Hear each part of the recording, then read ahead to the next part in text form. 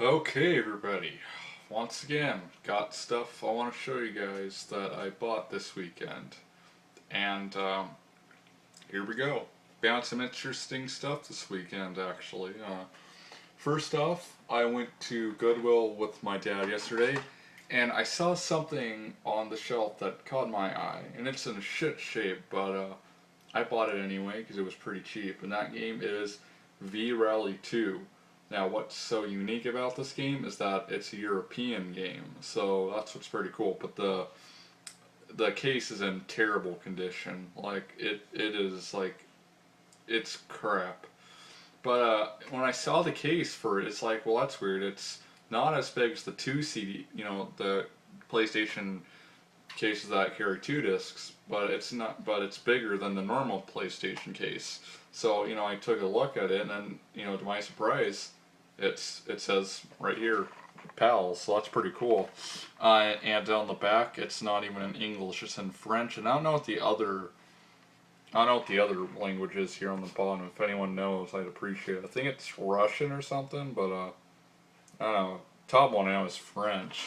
So I'm familiar with the flag and some of the words, but other than that, I don't know what it is. But yeah, as you can see, there's like a big you know, crack right here, and it's on the cup. It's on the side here, and the these top parts are kind of coming off. It's not in the best condition.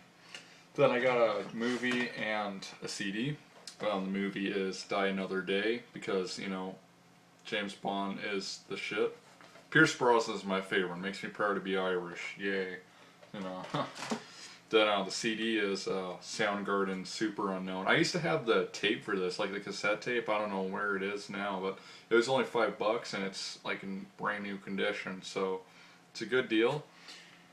So and then I picked up an NES game yesterday. It's one of the more, again, I'm not out to collect every NES game out there, especially since I've become, a collector for Famicom games. But I am after the obscure unknown games, and this is one of them. Take it out my NES here. Motor City Patrol, yeah, published by Matchbox. This game is developed by a company in England called Source, also known as Source Research and Development, or Source the Software House. They made two NES games. This was one of them. The other one was released exclusively in Europe. Now, if you watch AVTN, you most likely would have seen it, and that game is Noah's Ark. And I'd like to have that game, but chances are I'll never get a hold of that. Anyways, this was from the same guy who sold me the Power Glove.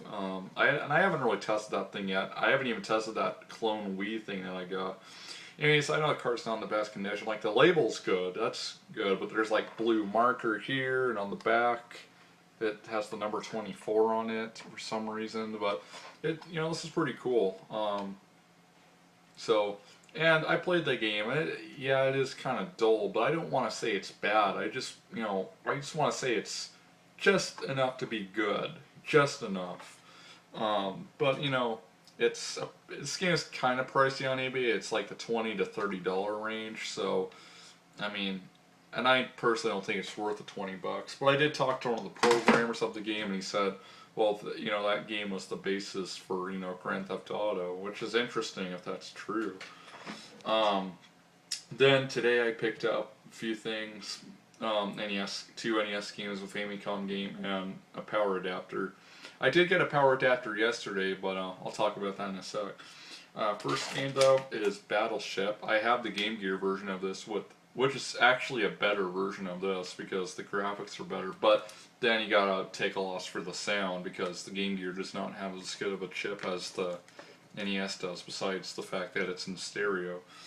And then we got Danny Sullivan's Indy Heat, which is another, it's pretty good. It's pretty much a clone of Super Off-Road. Ivan Iron Man Stewart Super Off-Road.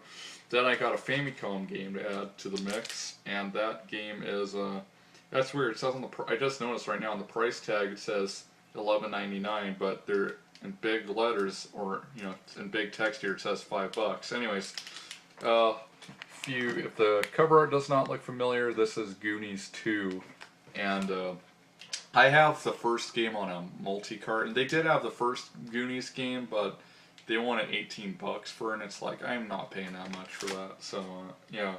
Then the power adapter I got is for the Sega Game Gear, and I'm going to test that out right now, have you guys be my witness. Now, yesterday when I was at Goodwill with my dad, we saw that, we saw another power adapter that seemed to work. It was 12 volts, the Game Gear's for 9 volts. And I tried it, and it did work with the Game Gear, but my Game Gear was having some kind of visual effects. Can't really describe what that looked like, but I think it was the power adapter because it's too much voltage, 12 volts versus 9 volts. So what I'm going to do is I'm going to use this adapter by Sega, and because it says on the back of the Game Gear, use with the 2103 power adapter only, and that's what this is. Now at the game store they have 2 of these, and they both look completely different. So, anyways, this is the one I was using. I don't know who makes it, doesn't say, but it's just white. So, so I'm going to try this Sega one. I'm going to show you guys, let you guys know how it works. See, I want to be able to play the Game Gear, and I used to have an adapter for it, although I don't know what happened to that. I did bring the Game Gear to Vegas, so it's possible I might have left it in the hotel room.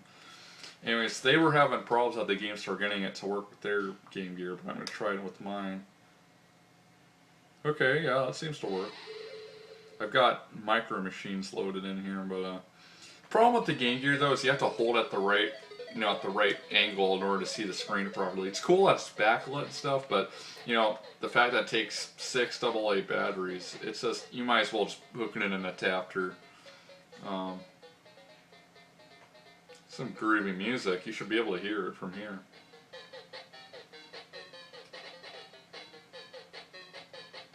Oh, come on. They just ripped off Smoke on the Water. So I'm going to try playing this.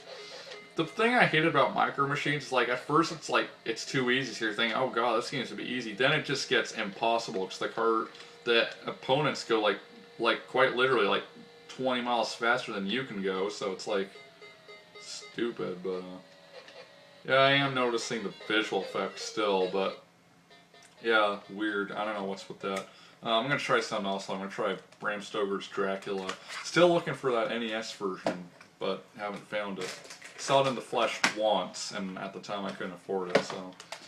Game Gear version was only $5, but I've seen that a few times. NES version I only saw once. So I guess the visual effect thing is some with my Game Gear, because I heard some of them have some kind of problem with their video where you can't even play the game, so sucks. I'm lucky to have one that, does work, Yeah, so let me see if this thing works.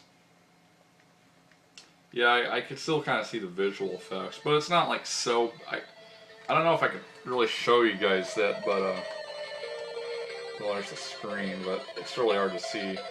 But see how it looks like there's a shadow of the image up there at the top and stuff. Yeah, that's what I'm talking about.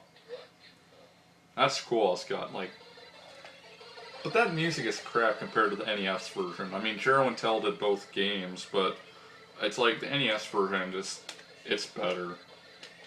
But yeah, I mean, I love playing a game where I can play as Keanu Reeves, right? Now in the Bram Stoker's Dracula, this visual effects way more noticeable, but I don't remember having this problem before. But it's not like the games are unplayable. I mean, I actually did make it to the 2nd level when I tried this, so I'm just trying to look at this thing. What sucks is unlike the Game Boy, you don't have a contrast setting or whatever, and that really does blow. But yeah. But what is cool is that the Game Gear is pretty much like a Master System. I mean, it is. I mean, most of the hardware is the same. In fact, the sound chip's exactly the same, except it supports stereo, which is pretty cool. Yeah. Music in the NES version though is much better. It is the same music and soundtrack and everything, but it's just, it's being played on a different sound chip. Alright, so overall, cool that I got this, this little thing. Anyways, someone's messaging me, so. Alright. So those are my pickups for this weekend, and I hope you guys enjoyed. And I'm hoping to talk to you guys later. So peace out and have a great week.